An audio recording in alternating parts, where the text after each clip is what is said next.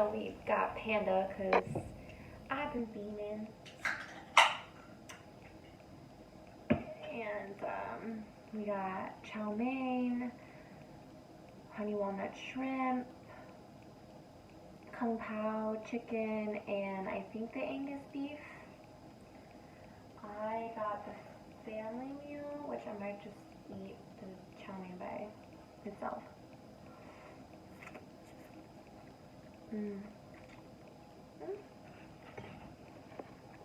I love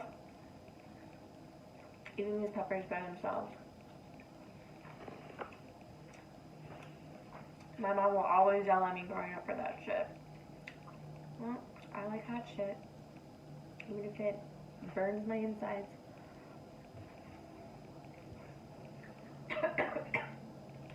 Like that.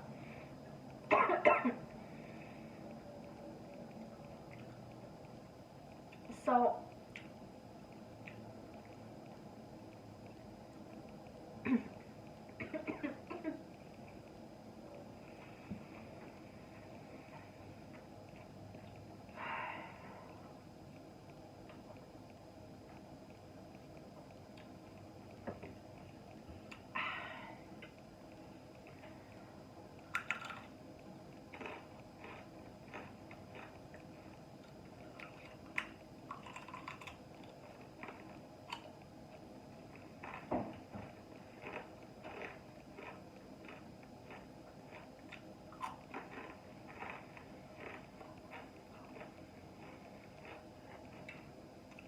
I got kind of sad.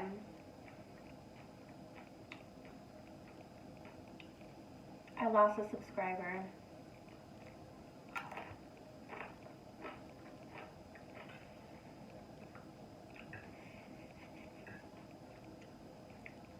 Now, I'm not here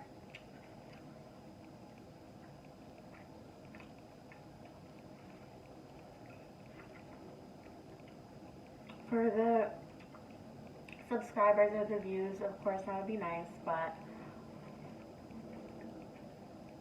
this is something I've always wanted to do because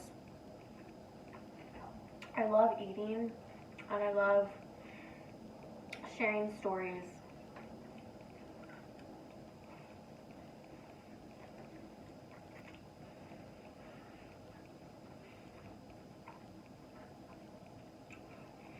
But it's so sad because I was actually being consistent. So it was really sad to lose somebody, but I'm not going to focus on the numbers, you know.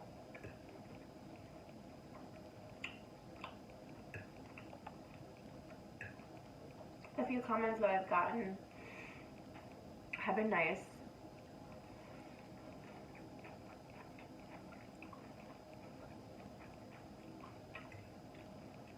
So, you know,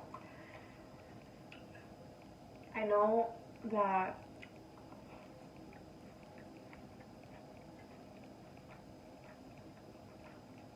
this is something I enjoy. I love food. And I want to share some stuff.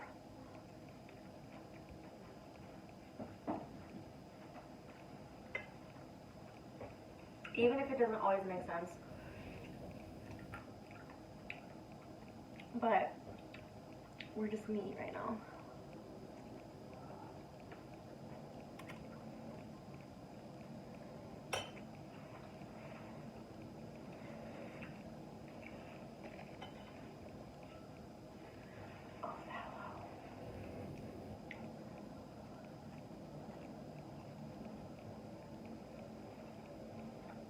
So thank you to the people who are here,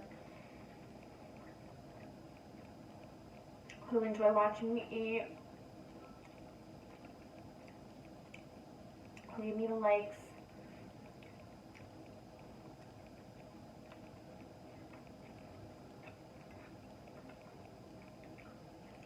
I'm sure that the right people will gravitate.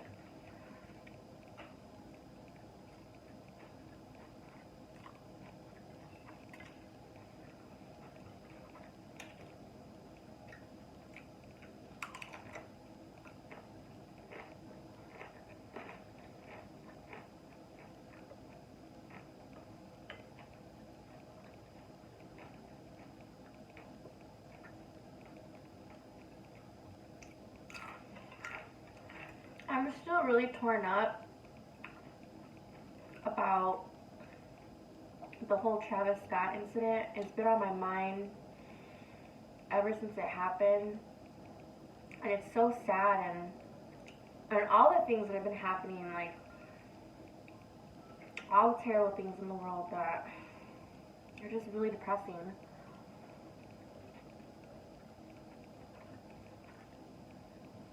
But for me, the Travis Scott thing hit close to home for me because I experienced it for a brief moment in time. And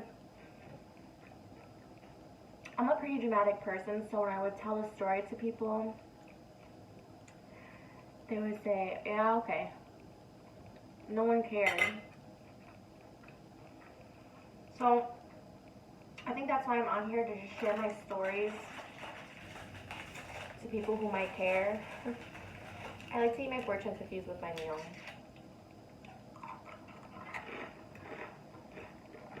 I like to crunch with the noodle and the rice.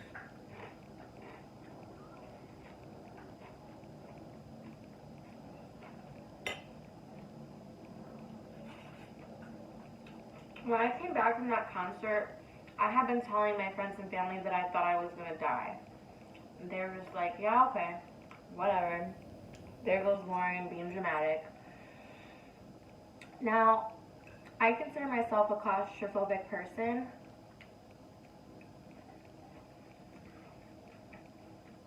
But just experiencing a brief part of that, which was nowhere near that many people, was terrifying. And this was before the Netflix documentary. Had that documentary come out, I would have never put myself in that situation. So my heart truly goes out to the people who have gotten injured and who have passed away, because I know how terrifying it can be, and I couldn't imagine what they were going through.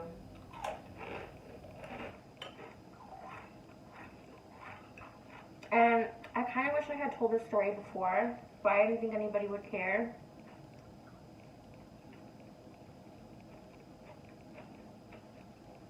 So I don't want to say that I'm doing this for clout or anything, but this is just what I experienced. And I left immediately. Dude said, if you can't handle this, the exit's right there. And I was like, peace out. Let me go find that exit. This was in May of 2018. I had decided to travel to Florida by myself to go to Rolling Loud, and I think it was Miami Gardens. And it was one of the ballsiest things that I had ever done, just going by myself, but none of my friends wanted to go to pay for the ticket, the 3-day weekend ticket, or plane ticket. It was expensive, but it was worth it. I had a really good time. I didn't make friends, but I met people that, I want to say they were nice, but we'll get into that. Maybe a different story for a different day, but I just want to get to, I think it was Friday, Saturday, Sunday, I believe. And this was back in 2018, so I think this was like right at the top of Travis Scott, and I was a huge Travis Scott fan. I listened to Goosebumps on repeat for forever. I just followed the hype back then, and I followed it hard. And all of my favorite people were there. I saw Pharrell Williams, MGK, Action Bronson,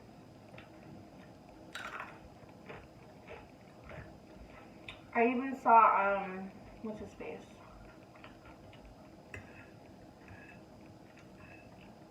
Jaden Smith, who's actually pretty talented. He's pretty talented live too. I saw a bunch of people, but we're not here for that.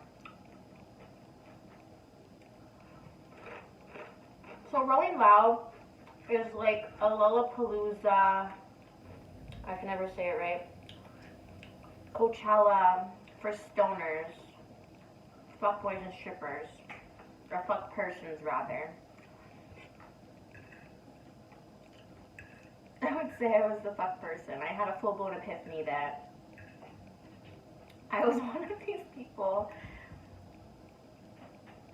But it was cool, right? Because this was right before COVID and no one was wearing a mask, and I had some pretty cool moments where I could see that there were just a bunch of different people of all different ages who were here for music that they enjoyed.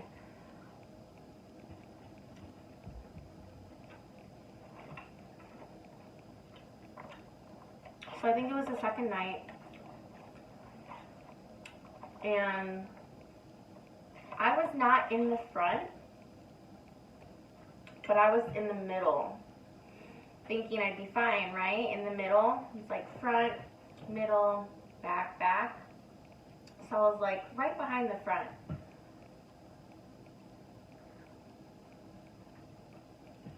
I actually started talking to this guy right next to me. He was, I think he was really, really young, but he was flirting with me, and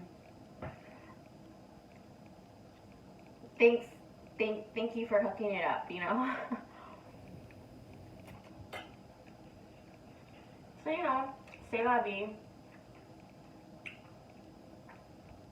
I'm talking to this guy next to me, and then Travis comes on, and it's just like, he warns us. He's like, listen, if you cannot handle this, like, we're all gonna start moshing, get the fuck out. And I've never been involved in a mosh pit before, so I was like, oh, I'm okay right here where I'm at. We just all start jumping, right? And the guy that I started talking to was holding me, so we were holding each other, jumping, right? It wasn't even 5 minutes in, and I could just feel the crowd, like, going in closer and closer. And all of a sudden I lose dude, and I can't breathe because it's so hot. It's like, you know what? I really like you, Travis, but I gotta go. Like, I'm getting scared. You know, plus, I tried to drink more water on the last day, because water over there is expensive, you know? But I had brought a little backpack, my little Dora that I am, with water, so I try to stay hydrated, but I would say I was pretty dehydrated at that point. So I just started looking for the exit, but I was panicking. It was like a movie scene where just things slow down and you just see everybody like spinning. And people get really testy in concerts when you're trying to move your way to the front. Like, people have gotten in fights over it. They'll block you and everything. And I remember making eye contact with this one girl who was looking at me like, what is this bitch doing? But when she saw I was trying to leave, I'm like, excuse me, you know? They were fighting me through, but barely, not really. I was kind of close to the edge of like where the bars were at, so I was thinking about jumping over there, but it was so compact, and it was probably less than 50,000 people. It was definitely under 100,000, but there were a lot of people there. Like, this was the most. It was Post Malone, Travis Scott, J. Cole. Those were the really, really big main acts that had the most people.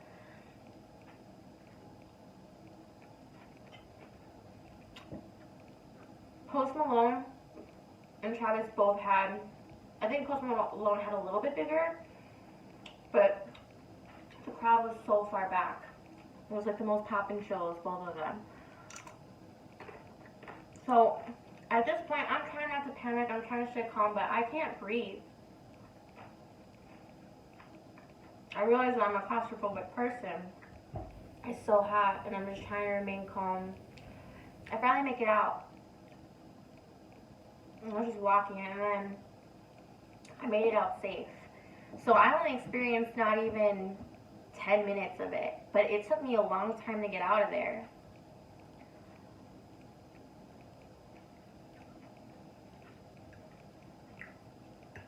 So I couldn't even imagine, what was it? 100,000 people?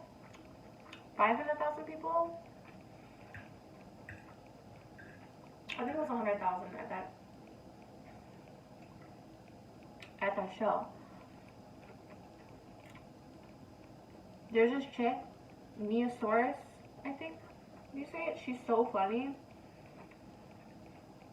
And she's just a commentary channel. Her edits are hilarious, and she does her research, and she did drop some facts. And I love her because she just remains neutral. Like, she'll give her opinion, but she's like, you know what? These are the facts. And I'll link it below.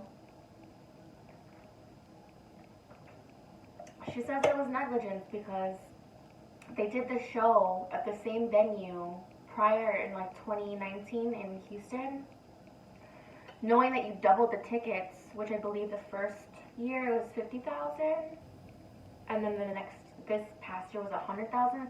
Plus, they didn't invest money in good security, so a bunch of people who didn't even have tickets ran past the door, so that's more than 100,000 people. This man has this presence, this energy, you know, and I saw it, and it's great, but I don't think that he honed it in, you know. I think just from the outside looking in, he lives for that, you know, that feeds his ego.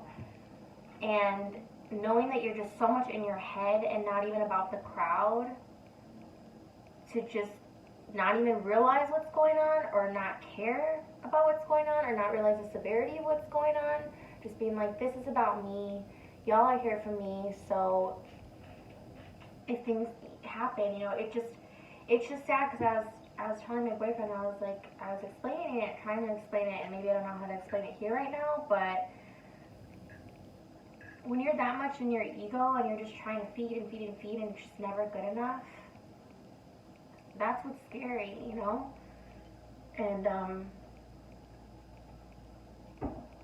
yeah, if I had known his concerts had gotten that crazy, I would have never put myself in that, because I thought I was safe in the middle. I'm not going to get involved in mosh pits, but it got crazy.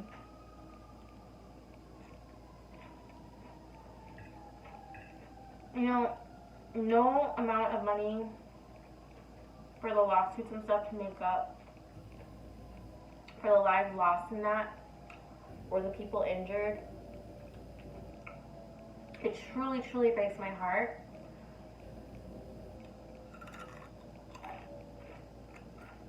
So, it was just irresponsible.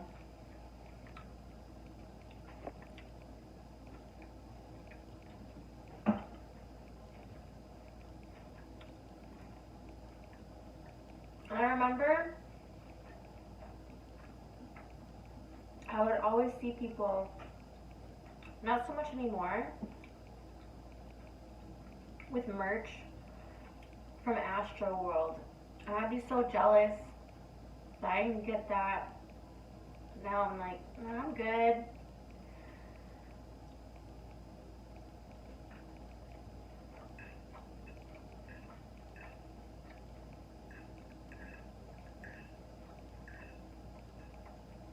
It's so sad. Like, I am genuinely still sad. I try and stay away from the news.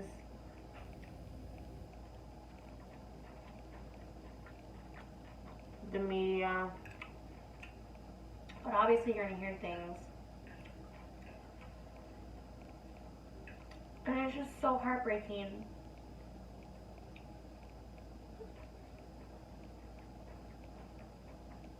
I'm like, what can you do?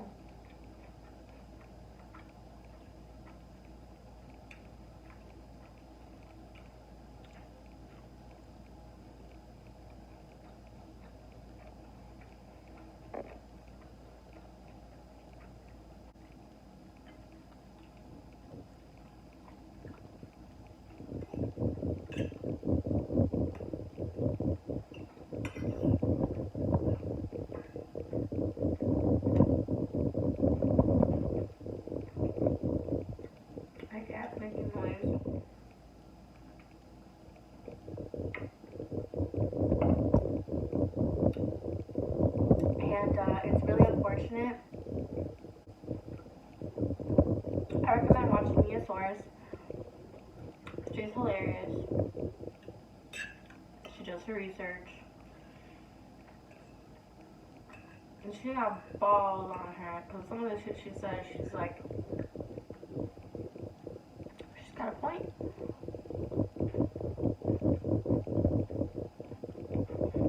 I just pray for everyone, y'all. I do. It's tough times.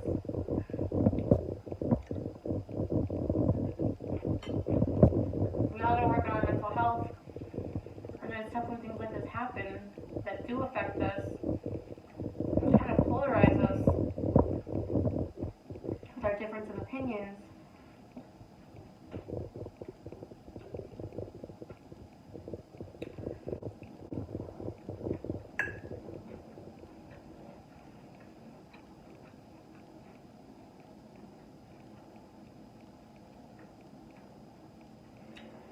Thanks for listening. Thanks for watching.